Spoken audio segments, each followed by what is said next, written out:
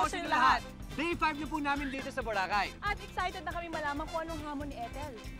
Ano kaya tingin mo, Coach? Kaya natin yan, don't worry. Marami pa kayong dapat abangan dito lang sa programa kung nasaan ang tunay na drama ng buhay. At ito ang Boracay Beach Adventure ng Extra Challenge!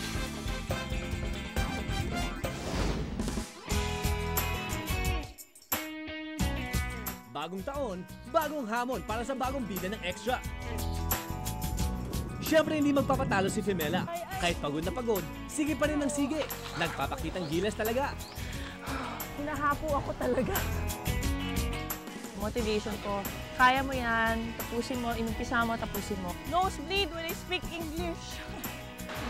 Ay! Kumanta ba? Ang pinaka-ayoko, yung bring me, natarayan nga ako siguro. Kaya ayoko. Can I borrow your mat? No! Okay, thank you. Grabe. Masungit, diba? Pati ako, hindi rin nakalusot. Ito ang unang hamon sa amin ni Femela bilang bagong magpartner. Yahoo! Bagal-bagal talaga maglakad. Dapat talaga dito sa gawin ito, kahirapan. At dahil ilang araw din kami pinahirapan ni Ethel Buwa, siyempre hindi matatapos ang linggong ito na hindi kami gumaganti ng partner ko. Okay ka lang? Ako host dito ah. Ba't inuunahan niyo ako? Ang taas na ng pakiramdam ko sa sarili ko. Ito ako, host ako ng Extra Challenge. Madali lang naman yan, Buba. Kayang-kaya. Para po ito sa Extra Challenge. And this is for reality TV. Proud ako sa dalawa. Dahil sa maiksing panahon na nakikita sila sa telebisyon, kilala na sila ng mga tao. Nagawa ko na yung mga challenges, especially na mag-isa na ako. Talagang feeling ko, meron na akong karapatan at kredibilidad na magbigay ng mga challenges sa mga tao.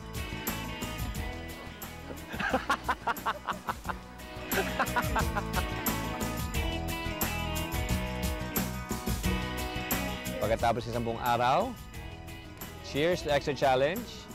Ethel, Femela, congratulations. Thank you, Paolo. Mukhang huling challenge na namin ito. At tamang-tama, may pera na tayo. Oh yan, may barya pa. Ang hamon sa amin, maghiwalay kami, libutin ang Boracay at hanapin ang perfect gift para sa isa't isa. Okay. Ang pagbili ng regalo o pagpili ng regalo, isa sa mga weaknesses ko yan eh. Si Fem, ano mo bibili ko para sa kanya?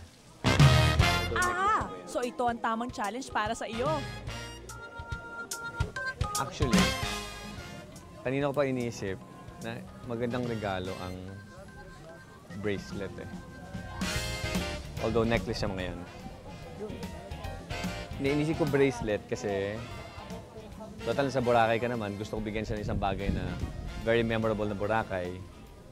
Eh, pag binigyan ko naman siya ng buhangin, parang walang meaning. O ayan, mukhang ito bagay na bagay sa partner ko. Oh, wala pang 5 minutes ha. Nakahanap na ako. Manang, nanakawin ko to. Magkano to?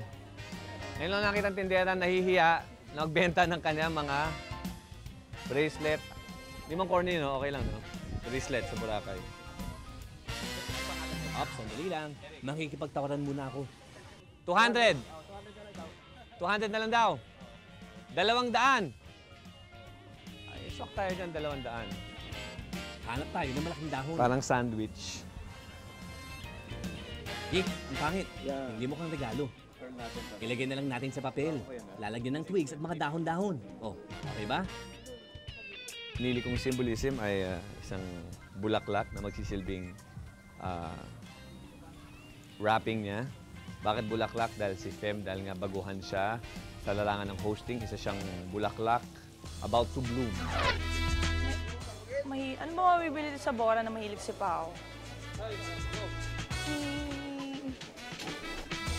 Magugustuhan kaya ni Pao to.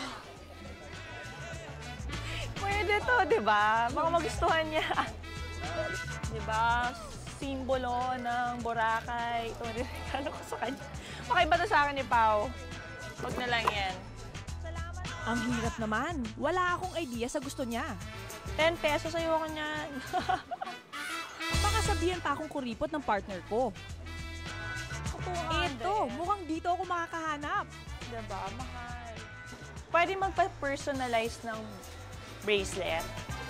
Kailangan ko yung siguro color blue na material for the bracelet. Ano yung mahal nyo na material? Pang lalaki. Makikipagtawaran muna ako. 500, sumobra namang mahal. Pwede bang 150 worth na lang to? 50 lang talaga yung pera ko. Okay na? Okay na? Oo. Okay na. Yay! Sobrang special nun, ha? Talagang hinanap yung kakaibang beads, hindi normal beads lang. Ayan, meron akong gift para kay Pao. Sana magustuhan niya kasi pinaghirapan ko to hanapin. Siyempre, dapat all out ang presentation ko. Ayan, binalot ko pa yung regalo ko kay Pao. Tapos namitas pa ako ng bulaklak na creative kasi meron ako nakitang gift wrap dun sa room. So, binalot ko. Para naman may presentation. Nakakabahan ako, baka hindi na magustuhan.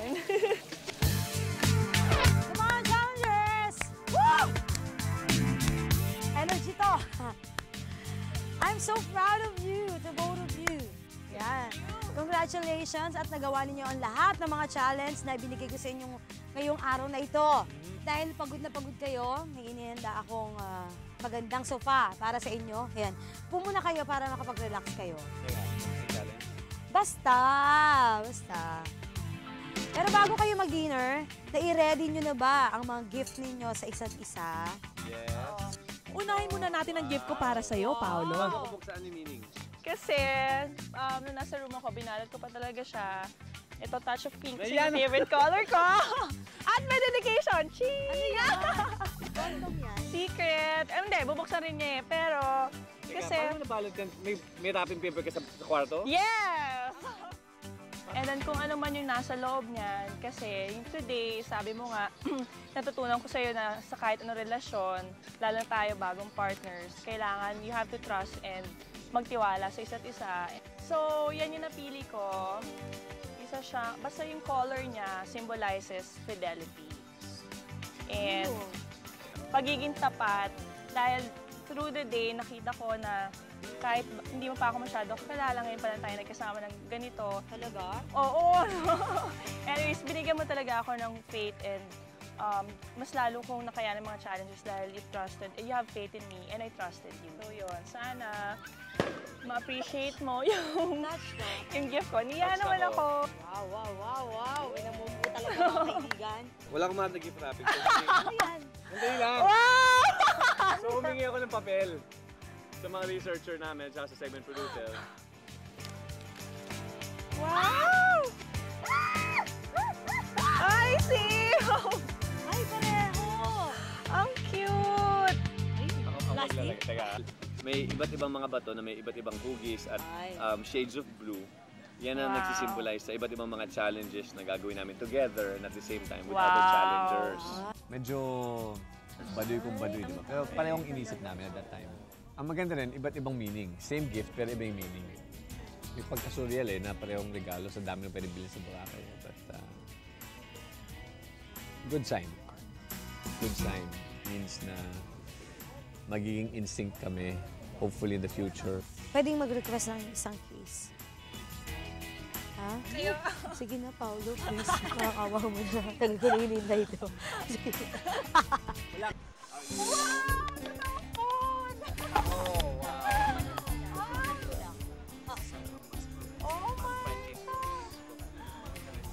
Ay, grabe. Thank you.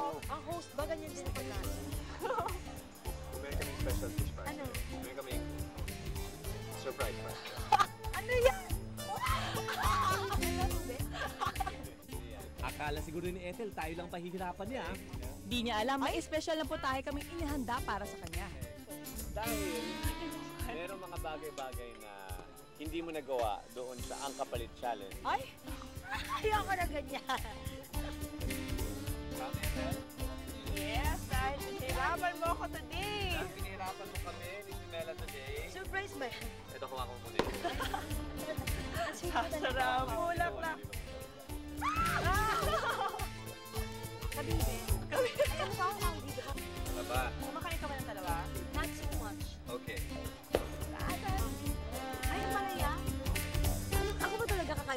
Yes! Oh my God! Ay! Paborito mo yan? Yan, okra. Okra. This is siling labuyo. Hindi ko kakainin yan na pag-galing kasi. Basta, may idea ka ba kung paano namin i-represent sa'yo? Ayan. Makita mo. Ay! Gagawin namin siyang juice. I-blender namin siya para mas madali mo manunok. Diba? Ako ba talaga to? Ikaw talaga at wala nang iba pa. Sa inyo yan, hindi. So, Lagi isang piraso. Siya na pumili.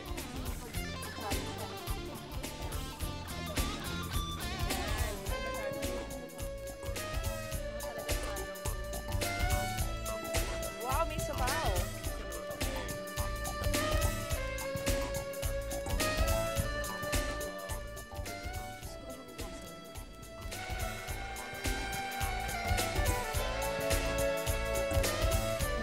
Bakit ganyan?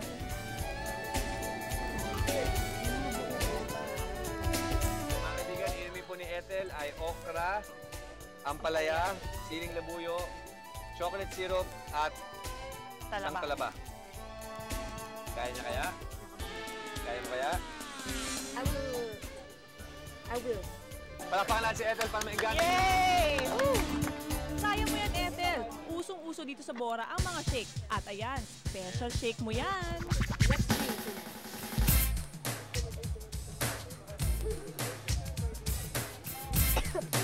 Mabaho ng amoy. Okay, ready?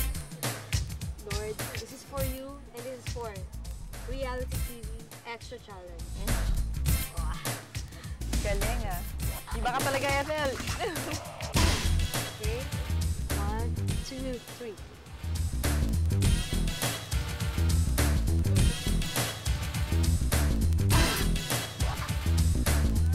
Wow!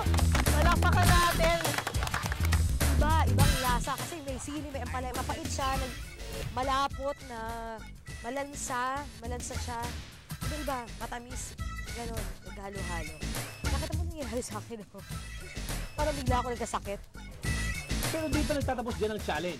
Dahil host ka na rin, kailangan matibay talaga ang sikmura mo.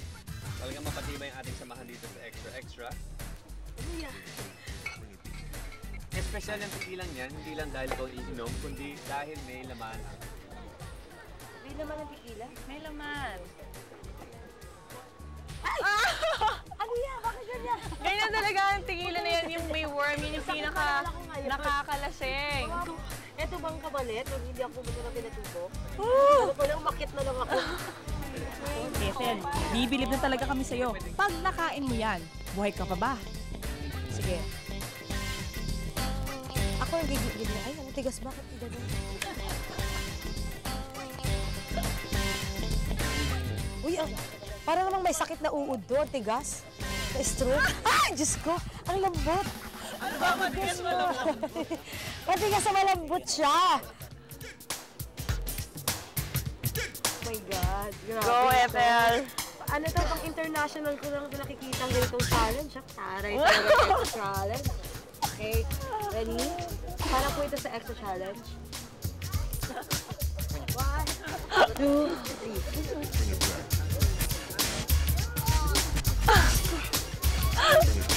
Bakit?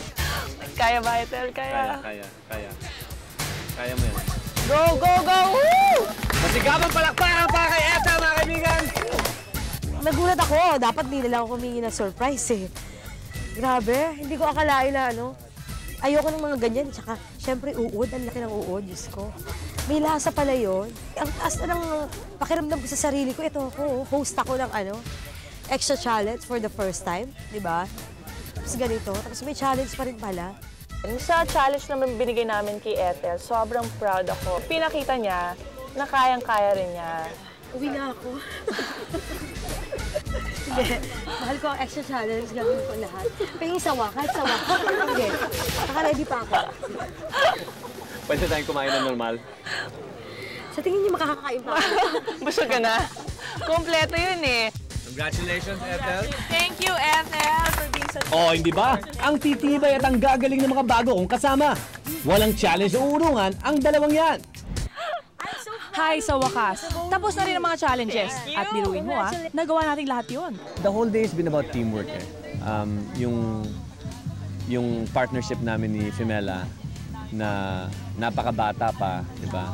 Bagong-bago pa, sinubukan na ng iba't ibang mga challenges. Thank you! Hindi ako marunong. Natuto na naman. Hindi ka talaga At least natuto ka ulit, di ba? Pero enjoy ang mga challenges natin ha. Isipin mo, naharap ko yung mga kinakatakutan ko. I think the most fulfilling for Fem was the scuba diving.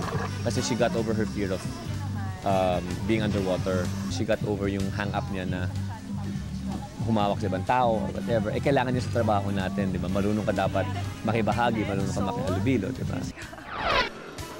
Sa mga challenge ding ito namin nabuo ang pagtitiwala sa isa't isa. Actually, the whole day, I really felt na he's there for me para supportahan ako, tulungan ako. She trusts me. Yun siguro ang isa sa pinaka-crucial na element sa partnership namin. Kasi if she didn't trust me, maraming mga challenges today na hindi namin malalampasan. Pagkatapos isang buong araw, cheers to Extra Challenge. Ethel, Femela, congratulations.